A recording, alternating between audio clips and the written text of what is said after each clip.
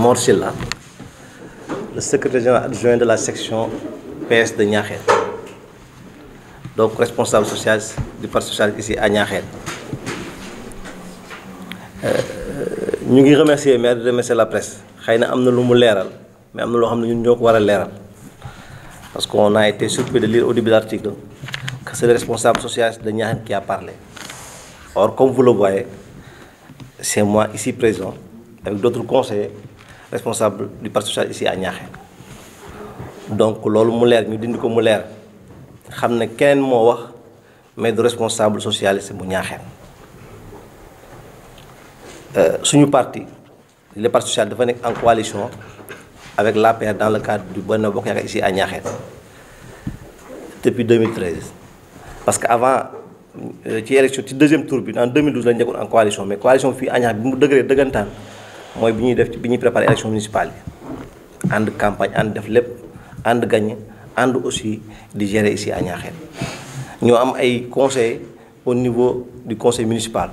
ñu ànd ak maire di abattre liggéey bu rafet donc dañuy am jaaxle bu ñu gisee ne benn article génn na ñu nommé ci parti socialiste loolu c'est pas en rapport méngoowul ak réalité nga xam moo am méngoo te nga xam moom la ñuy dund fi au niveau de Niakhène donc ñu bëggoon mu leer ci bopp nit ñi ne keneen mën na génn wax leneen wax ko ci turam mais parti socialiste mi ancré encore dans la coalition Benno Bokk Yaakaar ànd ak maire di liggéey bu rafet leen félicité encore parce que ñu ngi liggéey bu rafet depuis ñu ñëw fi je pense que Niakhène a beaucoup changé Niakhène a beaucoup changé mais li seen réalisation yi ñu xam ne aussi bëggaat nañ leen mais nag li ñu gis nii bu continuer suñu xel gën na dal donc na leer ci nit ñi que ne ki génn wax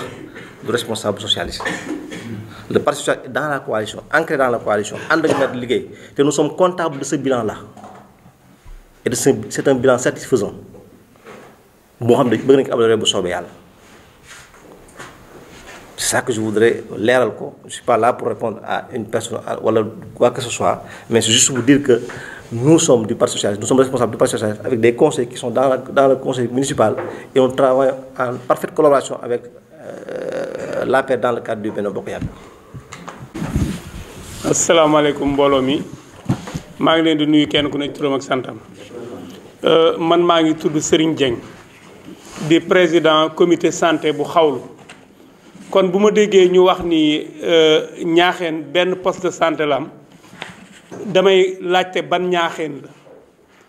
la ban Niakhène la ñuy wax parce que comme Niakhène ñetti poste de santé laa fi muy poste de santé Niakhène bu xawlu ak bu ndemeen pour wax leen ni leen commune bi lépp lu mu mën ci jàppale poste de santé yi ci ay subventions ñi ngi koy jot poste de santé xawlu démb lañ ko renouveler tegaat ma ca bopp ba représentant du maire ma nga foon l'adjoint au sous-préfet ma nga foon ñoom ñoo ñëwoon def ci renouvellement yi ci subvention yi nga xam bi ñoo ngi ko doon jot ci commune bi loolu moo tax ñu mën a yaxanal ba démb may wax ak yow poste de santé bu xawlu 2,149,000 francs moom moo nekk ci suñu compte 2,149,800 francs ma nga fa ci ay médicaments bi ñu defee le compte décompte par dépôt pharmacie bi 800,000 moo fa nekk ak xam ngeen 0,5 ans bi nga xam bi moom moo am ci couverture maladie universelle depuis 15 mois yoo xam bi état bi yor na ko yu ñu remboursé kon boo évaluer li nga xam bi comité santé bu xawlu yor na ko ci keesam war na toll presque ci 4 millions kon bu ma déggee ñu nuy xawlu benn poste bu ma déggee ñu ni Niakhène benn poste de santé moo fa ne daf may jaaxal damay laaj ban Niakhène lay wax bu ma déggee ñu ni Niakhène nit ñi fajuwuñu ndax ñàkk ay garab damay laaj ban Niakhène lay wax jàpp naa ni comité santé bu ci doxul ci yow la waaye commune bi li ko war ci digganteem ak askan wi def na ko te lii tamit mi ngi nañ ko laaj askanu xawlu ñi ngi may dégg loolu mooy leen maa ngi sant ñëpp di gërëm ñëpp jërë ngeen jëf. jot na leer daanaka liñ ci mën a indi rek mooy ñetti fan wala ñeent ci ginnaaw dafa am ko def benn sortie wax ci nekkinu goney Niakhène ak yorin wu ñu dundin wu ñuy dund ci ay jafe-jafe mu mel ni que dem nañ ba laal ci lu mel ni terrain Niakhène ak ASC yu Niakhène yi ñu gis ni ASC yu Niakhène yi ak commune Niakhène nekkin bi wax dëgg yàlla ci 3 ans yi alhamdulilah la ñuy wax ndax commune bu fekkente ne dëkk bu fekkente ne da nga doon jot subvention 700 000 francs pour démarrer ses activités navétanes yàlla dogal tey ngay jot ay subvention 2 millions de francs CFA yokkute la ci gox bi. beneen bi ci des ñu wax ni terrain bi nekk au niveau de Niakhène terrain boobu dama ciy wax lu tuuti rek mooy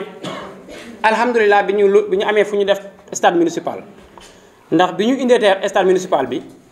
terrain bi wax dëgg yàlla jàpp nañ ni ak ni ko waa Niakhène fonk ni ñu ko bëggee bàyyee leen terrain bi am seneen suuf def ci stade municipal lu rafet la ci lu jekk la parce que jeune Niakhène aussi dañu war a continuer seen activité sportive te terrain ak stade bokkuñu. stade laaj na ay toppatoo laaj na ñu teg ko ci condition yoo xamante ni ñëpp a ko bokk ñëpp a koy jar ñoom mais terrain bi dañ ko fi bàyyi pour doomu Niakhène yi stade bi ñu bàyyi ko pour commune d'arrondissement bu Niakhène ñëpp bokk. yaakaar naa commune yi ñu wër yëpp suñu demee ñu laaj leen commune d'arrondissement bu Niakhène kese moo ci bénéficié wu ci subvention wu 2 millions de francs CFA ci activité navétane. kon yaakaar naa jeunesse su Niakhène dañuy remercier seen autorités yi fi nekk di wax ne ñoom ñi ngi en avance ñi ngi góorgóorlu ñi ngi sant aussi ñi fi nekk parce que le maire bi mu fi ñëwee li mu njëkk a def comme acte mooy bépp association bu fi nekk amoo récépissé na nga ñëw wutal récépissé ci sama koomu bopp sama wërsëgu bopp. ba ñu ci bëri am nañ récépissé yaakaar naa loolu lu war a mën a rafetlu la parce que bi muy doog a toog formalité yi mu laajoon mooy ko amul papier doo mën a bénéficier wu ci li askan wi teg ndax lan mbir dafa am na muy doxee navétane jeunesse la mais jeunesse dafa war a am ay kayit ay say am kayit bari woon ñaar la wala ñett moom mu ni nag ñëpp ñëw wutal leen kayit ba dañu am année boo xam amuñu navétane ngir lan manqué récépissé bu ñu génnee suñuy fonds yu ñu defee suñu activité navétane. deuxième année bi mu ñëwee dafa wax ne année bee perte ngeen ko mais damay doubler fonds yi pour que ngeen mën a organiser seen navétane ci contexte boo nga xamante ne si communes yi leen jege dañuy roy ci yéen mais du ngeen roy ci kenn kon gàcce ngalaama autorités yi fi nekk muy le maire Moustapha Sylla ak conseil bi mu àndal parce que ñun li ñu gis mooy chaque fois que ñu def navétane suñu budget bi ngi yokk ñu ngi ciy gis suñu bopp ñun jeunesse su Niakhène vraiment ñu ngi remercier l'équipe di remercier aussi tous les jeunes de Niakhène di remercier toutes les populations Niakhène waa ñu ngi sant ñëpp di gërëm ñëpp wasalaam